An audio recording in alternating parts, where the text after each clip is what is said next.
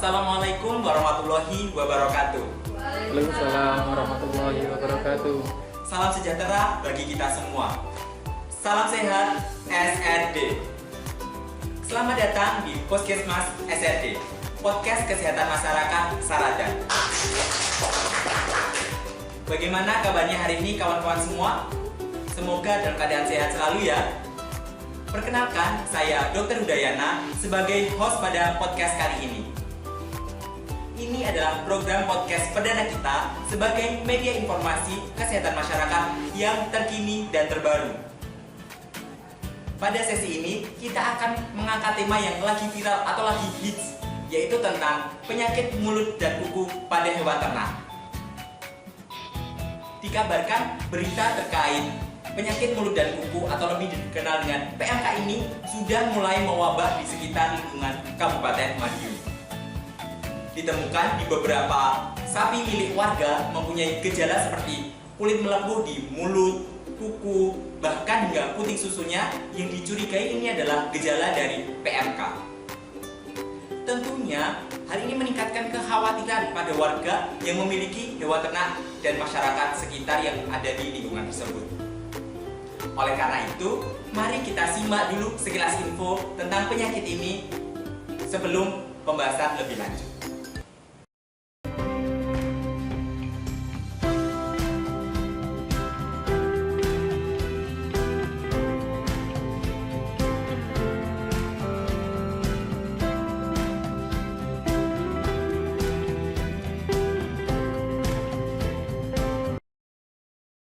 Saudara, harga jual hewan sapi di Pasar Hewan Muning, Kabupaten Madiun mengalami penurunan.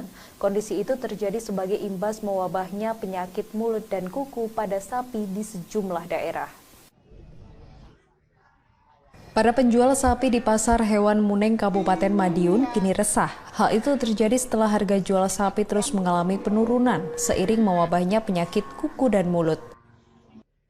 Menurut para pedagang, penurunan harga sapi terjadi terus-menerus. Bahkan penurunan harga jual sapi kini telah mencapai 1 hingga 3 juta rupiah per ekornya. Menurunnya harga tersebut juga diiringi turunnya minat masyarakat untuk membeli hewan ternak. Sebab menurut pedagang, para calon pembeli kini mulai merasa ragu dan cemas karena adanya penyakit mulut dan kuku yang melanda di sejumlah daerah. Dampaknya bagaimana, Pak? Menurun gratis, Mas. Seberapa sih, Pak, menurunnya? Ya biasanya 10 juta bisa 9 juta. Untuk harga ya? Ya. Kalau peminatnya bagaimana saat ini? Ya peminatnya kadang mau beli enggak jadi beli lah. Kenapa, Pak? Ya ini dampaknya takut nanti Karena kalau takut. nggak laku kan ya. Oke, gitu. Kalau biasanya kalau kayak gini bawa 3 ini laku semua. Kalau ini belum tahu. Hal yang sama juga terjadi pada penjualan hewan kambing, yang sebelumnya per ekor mencapai 3 juta rupiah, kini menurun menjadi 2,7 hingga 2,8 juta rupiah per ekor. Harga kambing menurun.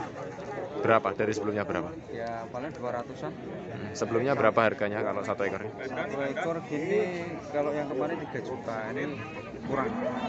Berapa turunnya? Turunnya paling 200-300. 200-300. Hanya itu 5-6, tapi ini 1 aja belum laku ini. 1 belum laku, Pak, ya. Sementara karena tidak laku di pasar hewan, para penjual kembali membawa pulang hewan dagangannya. Untuk mensiasatinya, penjual hewan kini memilih memasarkannya melalui cara online. Tim Liputan Kompas TV, Madiun, Jawa Timur. Baik, bagaimana teman-teman di rumah? Sudah lebih paham terkait PMK? Sebelum kita melanjutkan diskusi yang lebih mendalam, kita sepakati agar lebih akrab, kita sapa teman-teman dengan Sobat Insan Pemerhati Kesehatan. Atau agar lebih best lagi, kita sapa dengan Sobat Intan.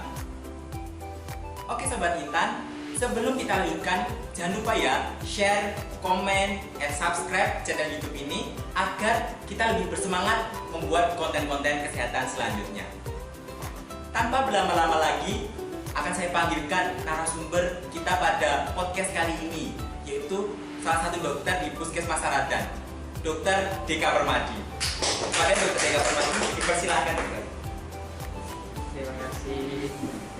Selamat pagi dokter Yuda. Selamat pagi dokter. Ini sudah boleh pakai lepas masker boleh ya? Monggo dokter. Oke, terima kasih. Bagaimana kabarnya hari ini dokter? Alhamdulillah sehat Dokter Huda. Dokter Huda gimana, sehat? Alhamdulillah sehat juga dokter. Ya. Mungkin bisa perkenalan lebih dahulu dokter Baik. kepada sobat Intan. Oke, terima kasih Sobat Intan. Izinkan saya memperkenalkan diri. Saya Dokter Deka. Kebetulan saya juga diminta untuk membawakan materi tentang penyakit PMK. Namun kita harus garis bawahi Dokter Huda ya. Ya. Nanti yang akan kita bahas ini adalah pengaruh kepada manusia. Bukan pada hewannya, gitu ya. Ya dokter, tadi saya juga sudah menampilkan sekilas video dokter terkait penyakit PMK ini. Mungkin langsung saja ya dok, di pertanyaan pertama. Sebenarnya apa sih dok penyebab dari penyakit PMK ini dok? Ya, penyakit PMK ini adalah penyakit yang menyerang pada hewan. Ya, pertama harus kita ketahui bahwasanya penyakit ini tidak menular ke manusia. Itu yang pertama. Dan bukan sama seperti penyakit-penyakit mulut dan kuku yang pada manusia. Yang biasa mungkin di manusia sering kita kenal sebagai Flu Singapura. flu itu ya, Dok? Singapura. Ya. Ini berbeda ya dokter Huda. Itu yang pertama. Terus ini penyebabnya apa? Sebenarnya lebih kompetensinya ini lebih enak dibahas oleh dokter hewan. Cuman beberapa kali saya juga ikut belajar sedikit-sedikit. Ini diakibatkan karena virus dokter, yaitu karena virus aptovirus itu ya. Jadi dokter Huda juga sama-sama kita tahu virus ini sangat-sangat menular ya, seperti itu. Jadi memang jadi perhatian khusus ini karena penularannya cukup masif juga ya. Signifikan gitu ya dok, Iya. akhir-akhir ini. Ya dok, kemudian apa ada dok pengaruhnya pada manusia? Pasti kan kita sebagai warga kan khawatir dok tentang kesehatan kita. Ya, sebenarnya sampai saat ini juga belum ada kasus di mana kasus ini terjadi pada manusia, atau sebaliknya adakah hewan yang menularkan ke manusia sampai manusianya sakit seperti hewan ini? Sampai sekarang belum ada. Jadi kita cukup aman untuk saat ini, tidak ada penyakit-penyakit yang diakibatkan karena PMK ini ke manusia. Iya. Belum terdeteksi adanya kasus ya dok. Iya, dan Ya. semoga nggak ada juga ya, Iya, sebenarnya ya. sebenarnya ada. Iya. Jadi sobat Intan tidak perlu khawatir atau takut yang berlebihan ya dok. Iya. Karena stres mungkin bisa. Iya. Gitu. Ya dok. Ini kan juga kita akan menjalani ibadah Idul Adha dok. Nah itu benar. pastikan kita banyak berkurban. Ya. Warga terkait sapi, kambing dan pastinya kita akan mengkonsumsinya dok. Nah itu bagaimana dok? Apakah aman untuk konsumsi untuk sobat-sobat di rumah? Ya, jadi Sobat Intan, karena kita akan menjalani ibadah Idul Adha yang otomatis nanti bakal banyak kurban. So, apakah daging kurban itu aman atau tidak? Jangan-jangan dagingnya tidak aman. Jadi untuk daging hewan yang terkena penyakit PMK ini juga relatif aman dikonsumsi untuk manusia. Cuma memang kualitasnya pasti bakal menurun. Dan karena kualitas yang menurun, memang kita tidak rekomendasikan untuk manusia mengkonsumsi daging yang hewannya terkena penyakit PMK. Tapi kalau sudah terlanjur dimakan, bagaimana? Insya Allah akan relatif aman. Kayak gitu ya dok. Terus lagi dokter Huda, sebenarnya untuk saat ini pemerintah atau dinas yang terkait itu juga sudah mulai bikin regulasi hewan kurban mana yang akan layak dikurbankan atau tidak. Tapi sebenarnya dari dulu juga sudah ada ya, hewan kurban yang boleh dikurbankan adalah hewan yang sehat, hewan yang kualitasnya bagus, bukan boleh hewan yang lagi sakit. Jadi seperti itu. Idul Adha ini kita korbannya sapi, kambing ya dok. Perasaan tidak boleh ya dok. Tidak boleh korban perasaan. Terus lagi dokter Huda, kalau tidak salah saya sempat baca juga untuk orang yang ingin berkurban juga dia harus mempunyai surat-surat yang diterbitkan oleh dinas yang terkait juga. Kalau tidak salah, kalau di manusia memang ada surat keterangan sehat ya untuk manusia. Hewan sekarang juga sudah ada surat keterangan kesehatan hewan. Gitu. Ya. Masih yang mengeluarkan adalah dinas terkait yang bertugas seperti itu ya dok. Berarti untuk sobat ini tidak perlu khawatir nanti apabila berkurban itu sudah aman, sudah diseleksi lah istilahnya seperti itu ya dok. Nah untuk ini dok, pastikan kita setelah berkurban bagi-bagi daging kita akan mendapatkan hasil dagingnya itu dok. Apakah aman dok dikonsumsi? Ya, kan aman kita konsumsi aman. Asalkan, nah ada kalimat asalkannya kita harus mengolahnya dengan cara yang baik. Ya, sebenarnya gini dokter Huda, ada proses alamiah juga. Di saat hewan ini sudah disembelih, dia mati, mengalami kaku, itu pH di daging tersebut pasti akan turun. Nah, kalau pH di daging tersebut bisa turun, otomatis virus ini akan inaktif dengan sendirinya. Akhirnya virus ini sudah akan mati dengan sendirinya. Akhirnya konsumsi daging itu juga sebenarnya aman. Namun alangkah baiknya tetap kita olah dengan sangat-sangat baik. Pertama, ya, Gimana dok tips-tipsnya biar Iya. aman seperti itu? sebenarnya kita harus bersihkan daging ini, harus benar-benar kita bersihkan dengan air mengalir. Alatnya otomatis juga harus bersih. Dibersihkan, gitu. Iya, air mengalir, kita gunakan sabun, tidak apa-apa. Habis itu kita bilas sampai benar-benar bersih. Namun saat pembersihan ini dokter Huda harus kita perhatikan lagi, aliran air dari tempat kita mencuci daging tersebut harus tidak mengalir ke tempat ternak-ternak lain, karena itu katanya bisa menularkan ke hewan ternak yang lain juga. Jadi air bekas kita mencuci daging itu juga bisa menularkan ke hewan ternak. Iya, nanti kasihan peternak yang di sekitar rumahnya juga. Iya, makin Jadi mau kena- wabah seperti Iya, ya. nanti kena imbasnya juga. Kayak gitu ya. Iya. Selain dibersihkan, setelah kita bersihkan harus kita pisahkan. Ya, dipisahkan oleh apa dokter Huda? Kita pisahkan oleh organ-organ yang kemungkinan terkena penyakit seperti mulut, kaki, organ-organ dalam atau biasa disebut orang jeroan. Oh, iya. Itu harus kita pisahkan dengan daging-daging yang akan kita konsumsi, karena ditakutkan mulut, kaki, dan jeroan tadi sudah terinfeksi oleh virus tersebut, nanti bisa jadi satu dengan daging. Berarti tidak direkomendasikan ya dok? Iya, konsumsi benar. Mulut, mulut kaki, dan jeroan. dan jeroan itu tidak direkomendasikan. Iya. Ya. Setelah kita pisahkan, kita apakan dokter Huda? Kita masak. Oh, dimasak. Iya, Ya. kita masaknya harus dengan suhu di atas 70 derajat Celcius selama kurang lebih 30 menit.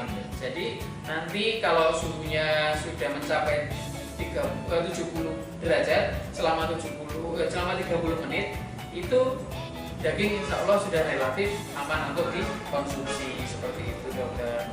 Untuk bumbunya bebas ya dok? Mau Bumbunya dimasak bebas, bumbunya, itu sate. relatif. Oh, Iya, itu tergantung Iya, dokter udah mau masak iya. seperti apa ya. Siap. Berarti ini dok, selanjutnya kan kalau misalkan kita dapatkan tidak langsung kita masak sekaligus. Ya. Untuk penyimpanannya sendiri apakah ada teknik khusus dok?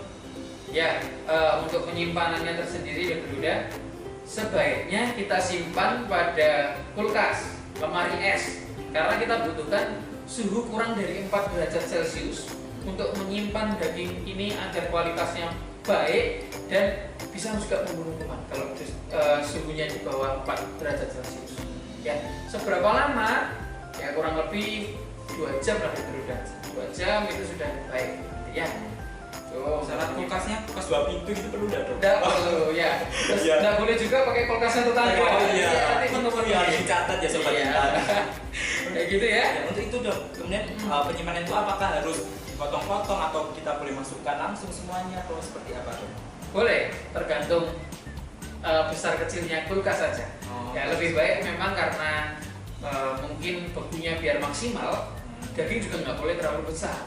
Jadi biar sampai dalam-dalamnya juga bisa ikut membeku Iya. dan virusnya tidak berkembang seperti Iya, itu, malah mati gitu ya Iya. dok. Ya, baik dok, untuk mungkin pertanyaan selanjutnya dok, ini pertanyaan yang lebih mendalam dok, pencegahannya dok agar tidak menularkan pada kesehatan manusia itu apakah ada dok? Ya, untuk pencegahannya sebenarnya ini juga sudah harusnya direkomendasikan dan sudah dibahas oleh dinas yang terkait juga. Nah, ini nanti banyak istilah juga dok, seperti lockdown hewan. Nah, sebenarnya itu hanya perihal kita membatasi tentang pergerakan hewan dari kota A ke kota B, daerah A ke daerah B, itu biar tidak tertular, wabah biar tidak semakin meluas. Jadi ada lockdown hewan itu tadi. Terus nanti juga mungkin bisa ditayangkan juga ya rekomendasi untuk pencegahan penularan penyakit mulut dan kuku pada hewan ternak ini. Nah, nanti bisa kita bahas lebih lanjut. Ya, berarti ini butuh kerjasama lintas sektor ya dok? Benar sekali dokter. Untuk tahun-tahun ini memang kita lagi diuji banget ya dokter. Mulai dari COVID yang ada di manusia itu sampai sekarang wabah pada hewan, itu kita perlukan sekali adalah kerjasama antar lintas sektor. Tidak hanya kita di dunia kesehatan di manusia, kesehatan hewan juga harus diperhatikan. Beserta mungkin bisa kerjasama dengan petugas keamanan, polisi, tentara, setelah itu juga sama pejabat-pejabat yang terkait di lingkungan juga itu sangat kita perlukan. Ya, Ini berarti butuh kerjasama tim. Kita tidak boleh jadi Superman ya. benar, kita harus jadi super team. team. Itu Butuh kuncinya. kerjasama kelompok atau bersama-sama lintas Iya. sektor seperti itu. Ya, ada tambahan Dokter Huda. Mungkin ini tadi kita membahas karena mau kurban, kita membahas tentang daging ya. Ya. Banyak pertanyaan juga, mungkin pertanyaan tentang susu sapi itu apakah aman? Oh iya, Dok. Susu sapi yang terkena terkena penyakit PMK ya, maaf. Ya gitu. Itu apakah aman? Sebenarnya juga relatif aman untuk susu sapi saat ini. Namun memang alangkah baiknya kita proses untuk susu sapi tersebut. Jadi Sobat Intan, cukup kita lakukan pemanasan susu tersebut itu, pemanasan dengan suhu 72 derajat Celcius selama 15 sampai 2 menit. Ya, kurang lebih itu minimal 15 detik, tidak boleh lebih dari 2 menit karena biar susunya kualitasnya juga tidak rusak kayak gitu ya. Jadi aman, tidak apa-apa. Tapi tetap ya kita rekomendasikan susu untuk anak adalah pakai susu ibu. Pakai susu ASI eksklusif itu lebih baik ya. Istilahnya gimana? Susu sapi untuk anak sapi, tapi untuk anak orang harus pakai susu orang. Kayak Ya, gitu ya. itu yang perlu dicatat ya Sobat Intan, Ya. bahwa ya, konsumsi susu, daging itu aman apabila pengolahannya itu benar seperti itu. Ya. Ada yang mau ditambahkan, Dokter? Jadi gini, kita di sini sifatnya kan berdiskusi Dokter Huda ya. Nanti dari Sobat Intan sendiri kalau pengen berdiskusi lebih lanjut di luar forum ini, kita tersedia ya untuk kita diskusi. Bisa ditulis pertanyaannya atau mau menambahkan informasi apa di kolom komentar di channel ini nanti. Langsung saja ya, Dok. Iya, kayak gitu aja ya. Mungkin itu ya, Dok, diskusi pada podcast kali ini. Ya. Mungkin dapat saya tarik kesimpulan ya, Dok, Ya. bahwa apabila ada hewan ternak yang menunjukkan gejala PMK, kita malah jangan menutupi, tapi melaporkan ke pihak yang bertugas ya, Dok, agar pendataannya itu bagus dan langsung bisa ditindaklanjuti seperti itu. Karena pendataan yang bagus itu sekarang juga ada vaksin, Dok, vaksin hewan ternak. Oh iya, Iya, mulai sudah ada ada. ya. Nah, itu agar hewan ternak kita tuh sehat, bisa mendapatkan vaksin lebih cepat dan lebih dini seperti itu. Oke. Ada Mungkin yang mau ya Dokter Huda beserta Sobat Intan, mungkin kita sama-sama belajar. Pada dasarnya mungkin ada yang saya sampaikan kurang benar atau ada yang kurang berkenan. Saya sendiri juga mohon maaf ya Dokter Huda, Sobat Intan saya mohon maaf. Nanti sama-sama kita koreksi kalau memang ada yang kesalahan. Itu saja mungkin dari saya. Ya.